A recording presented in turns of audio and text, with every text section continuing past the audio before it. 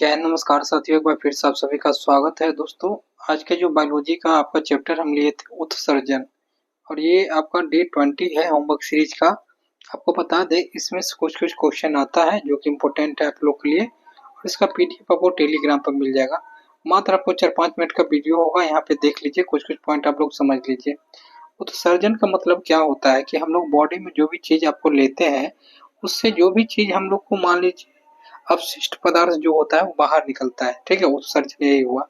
जैसे मान लीजिए पानी हम लोग पीते हैं, मूत्र के द्वारा क्या होता है वो बाहर निकलता है। ठीक है, जैसे मानव शरीर में यूरिया का निर्माण किस अंग में होता है? तो यकृत में होता है, याद रखिएगा, यकृत में होता है, लीवर में। ठीक है, मनुष्य शरीर में खून शुद्धिकरण प्रक्रिया को क्या कहते हैं? रक्त अपोह कहते हैं। क्वेश्चन ऐसे ही बनता है। मानव शरीर में सर्वाधिक विषात्मक पदार्थ क्या है? अमोनिया है। सबसे ज्यादा अगर बात करते हैं विषात्मक पदार्थ क्या है? अमोनिया है। ठीक है, एक वयस्क स्वस्थ मनुष्य द्वारा एक दिन में उत्सर्जित मूत्र कितना होता है? मतलब अगर हम लोग, कहा जाता है 4 से 5 लीटर आप लोग पानी पिया कीजिए, लेकिन एक स्वस्थ मनुष्य होता है एक दिन में कम से कम वो 1.5 लीटर पानी क्या करता है? उत्सर्जित करता है। ठीक है, मूत्र के द्वारा। नेक्स्ट बढ़ते हैं। विल्स रोग कौन सा अंग प्रभावित होता है? इससे वृक्क होता है। याद रखिएगा, बहुत इंपॉर्टेंट है ये क्वेश्चन। गुर्दे का कार्यात्मक इकाई आपका क्या होता है? नेफ्रॉन होता है। नेफ्रॉन में जो किडनी हम लोग जिसको बोलते हैं वो। नाखूनों में कौन से प्रोटीन होता है? केराटिन होती है। ये बहुत भिविया है, याद रखिएगा इसको। ठीक है, देखिए जो जो पॉइंट इंपोर्टेंट है हम आप लोग को बता देते हैं। हमें अगर नोट्स देना होता सिर्फ दे देते, लेकिन वीडियो में हम ये बताते हैं क्या आपको याद रखना है और क्या नहीं। ठीक है, नेक्स्ट बढ़ते हैं।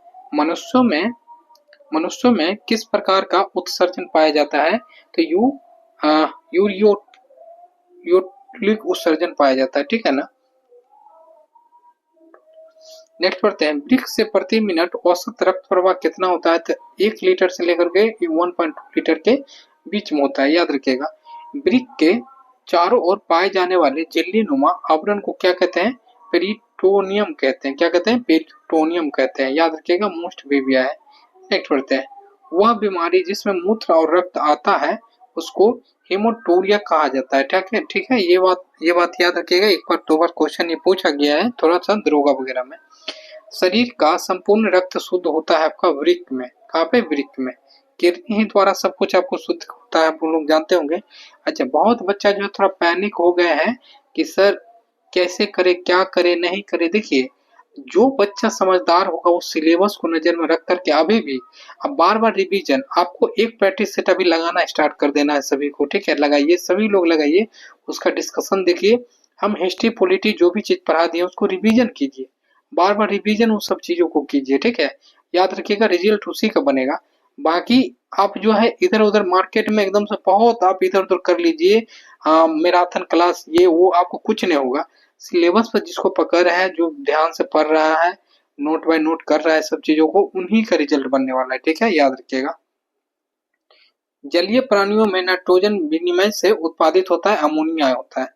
गठिया रोग का कारण होता है रक्त में प्रभावित यूरिक एसिड का जम जाना। देखते होंगे लोग का क्या होता है, गठिया रोग जो हो जाता है तो यूरिक एसिड जम जाता है। यदि हम लोग रनिंग भी करते हैं तो वहां पे क्या होता है, वो जम जाता है, उससे गठिया रोग वाला प्रभावित होता है। ठीक है ना, वहां पे दर्द करने लगता है, वो गठिया रोग का वो सब निशानी है। नेक्स्ट बढ़ते हैं। अब देखिए यहाँ पर विभिन्न जंतुओं का यूरिया उत्सर्जित अंग हम लिखे। जैसे मनुष्य में क्या है, वृक्क द्वारा क्या होता है? उत्सर्जित होता है। अमीबा में जो है त्वचा सतह द्वारा होता है। केचुआ में जो है उत्सर्जित काएं होती है। झींगा मछली में हरित ग्रंथियां होती है। आपका स्लेट टेट्रा में जो है त्वचा और मुख होता है। याद रखिएगा। नेक्स्ट बढ़ते हैं। अगर बात करते हैं फीता कृत्रिम में तो फ्लेम कोशिकाएं होती है। आर्थ्रोपोडा में क्या होता है? आपका मेलपिगी नलिकाएं होती है। याद रखिएगा, मोस्ट विविया है। चलिए नेक्स्ट बढ़ते हैं। केरेस्ट्रीय जंतु में उत्सर्जित अंग कौन कौन सी होते हैं? जैसे आप यहाँ पे देख सकते हैं, वृक्क जो होता है यूरिया का उत्सर्जन होता है वृक्क में। ठीक है। अच्छा, फेफड़े में अमोनिया को यूरिया में परिवर्तन किया जाता है। यकृत में नाइट्रोजनी पदार्थ का निष्कर्षण होता है। और आपका आंत में जो है कैल्शियम धातु के लवण आवश्यक से ज्यादा उत्सर्जन होने लगता है, जो आंत में ये प्रॉब्लम हो जाता है, उत्सर्जित अंग है। तो ये सब थोड़ा सा पॉइंट था, 4-5 मिनट का वीडियो है, लेकिन क्या आपको याद रखना है क्या नहीं वही सब चीज हम बताते हैं इसमें। तो फिर मिलते हैं नेक्स्ट वीडियो में। जय हिंद साथियों।